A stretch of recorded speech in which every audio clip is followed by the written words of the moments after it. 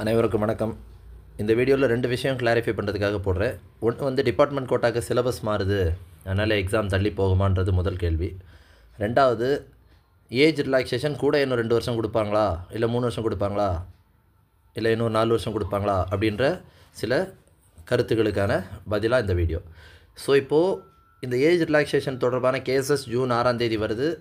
அது ஒரு சைடு இருக்கட்டும். ஆனால் மே 6ஆம் தேதி, இந்த மாதம் மே 6ஆம் தேதி கொரோனா பெருந்தொற்று காரணமாக 2 இயர்ஸ் ஏஜ் ரிலாக்ஸேஷன் கொடுத்ததுக்கான தெளிவுரையை கேட்டு, அதாவது அந்த ஜிஓ 91 தெளிவுரையை கேட்டு ஒரு விளக்கம் எல்லா ரெக்ரூட்மெண்ட் போர்ட்ஸுக்கும் கொடுத்துருக்குறாங்க. அந்த ரெக்ரூட்மெண்ட் போர்ட்ஸுக்கு என்ன விளக்கம் கொடுத்துருக்கு அரசாங்கம் அப்படின்றத நீங்கள் இதில் தெளிவாக பார்த்தீங்கன்னா போதும். அது நீங்கள் கேஸ் போட்ட உடனே கொடுத்துட்டாங்க, 28 நாள்லேயே கொடுத்துட்டாங்க. ஸோ இந்த கேஸுக்கான இந்த தெளிவுரையை தான் வந்து நீதிமன்றத்தில் அவங்க ஒப்படைக்க போகிறாங்க ஜூன் 6ஆம் தேதி. அன்னையோட அந்த பெட்டிஷன் டிஸ்மிஸ் ஆக போகுது. ஸோ இப்போ நம்ம அந்த தெளிவுரை என்ன சொல்லியிருக்கு அப்படின்னு நீங்கள் பார்த்தீங்கன்னா, டைரெக்டாக ஆன் டு தி கண்டென்ட்டு வரேன். மேற்படி சலுகை கொரோனா பெருந்தொற்று பாதிப்பின் காரணமாக போட்டித் தேர்வுகள் தாமதமானதால் அறிவிக்கப்பட்ட சலுகை என்பதால் அச்சலுகை ஒரு முறை அறிவிக்கப்பட்ட சலுகையாக ஒன் டைம் அனௌன்ஸ்மெண்ட் அப்படின்ற மாதிரி சொல்லியிருக்கிறாங்க.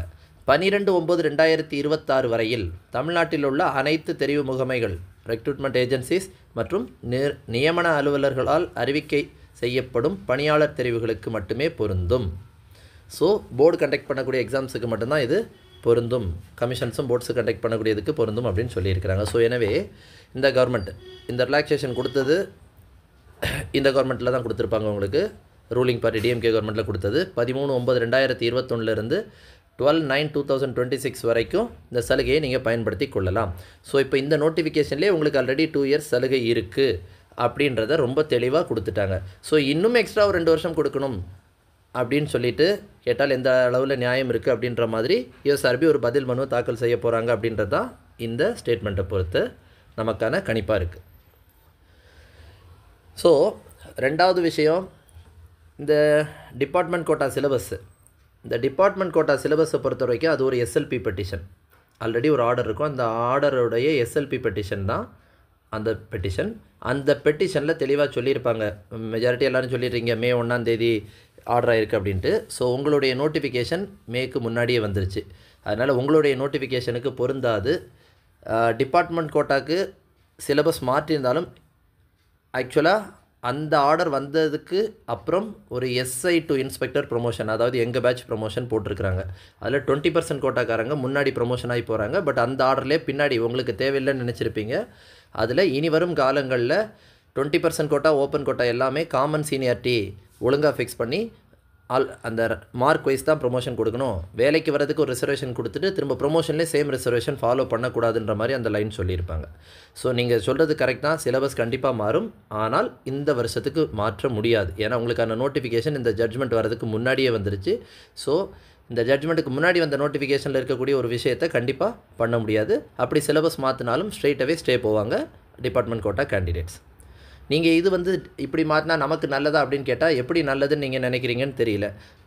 டிபார்ட்மெண்ட் கோட்டாவில் இருக்கிறவங்க யார் அப்படின்னா ஆல்ரெடி எக்ஸாம் பாஸ் பண்ணி வேலையில் இருக்கிறவங்க.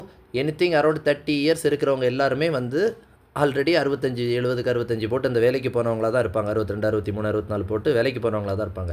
அவங்க வரும்போது நேச்சுரலாகவே உங்களுக்கு காம்படிஷன் இன்னும் கஷ்டமாகும். மோஸ்ட் ப்ராபபிளாக 30க்கு மேலே இருக்கக்கூடிய டிபார்ட்மெண்ட் கேண்டிடேட்ஸ் வேணால் ஏஜ் அவுட் ஆகி போவாங்களே தவிர அந்த யங்ஸ்டர்ஸ் ஆசச் அப்படியே பஞ்ச் காம்படிஷன் கொண்டு வந்துடுவாங்க. ஸோ இந்த எஸ்ஐ நோட்டிஃபிகேஷனில் பெரிய அளவில் மாற்றம் இருக்காது. எத்தனை பேர் வீடியோ போட்டாலுமே யாருமே வந்து உங்களுக்கு எக்ஸாம் தள்ளி போக போது நீங்கள் படிக்காதீங்க அப்படின்னு யாருமே சொல்லலை. எல்லா வீடியோவுடைய நடுவுலையும் அவங்க தெளிவாக சொல்லியிருப்பாங்க, நீங்கள் படிங்க, ஜூன் 28, 29 படிங்க. ஏன்னா அதுக்கு அடுத்த மாதங்களில் ஸ்லாட் இல்லை, எல்லாமே டிஎன்பிசி எக்ஸாம்ஸ் இருக்குது. அதனால் ஸ்லாட் இல்லாதனால தள்ளி போகிறதுக்கான சான்சஸ் எந்த அளவுக்கு சாத்தியம் அப்படின்றதெல்லாம் எனக்கு தெரியல. ஸோ நீங்கள் ஜூன் 28, 29 டார்கெட் பண்ணி படிங்க. தள்ளி போனாலும் உங்களுக்கு நல்லது தான்.